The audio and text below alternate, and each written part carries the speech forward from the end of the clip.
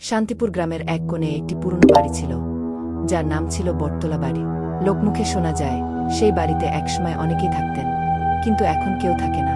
এক সন্ধ্যায় রাহুল এবং তার বন্ধুরা ঠিক করল তারা সেই বাড়িতে রাত কাটাবে। সন্ধ্যা নামতেই সবাই মশাল নিয়ে বেরিয়ে পড়ল। বাড়ির কাছাকাছি পৌঁছালে সবাই দেখল বাড়িটা একদম নির্মল, কেবল ঝিঝি পোকার ডাক শোনা যাচ্ছে। প্রবেশ করার পর সবাই টর্চ জ্বালিয়ে ঘরগুলো খুঁজতে শুরু করল।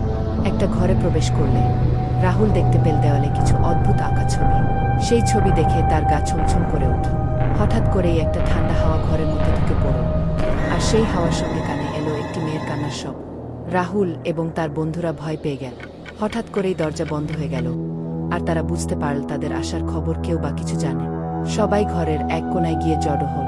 তারপর তারা দেখল ঘরের এক কোণে ধীরে ধীরে একটা ছায়ামূর্তি দেখা যাচ্ছে। মেয়েটি ধীরে ধীরে তাদের দিকে এগিয়ে এলো, চোখের পানি গড়িয়ে পড়ল।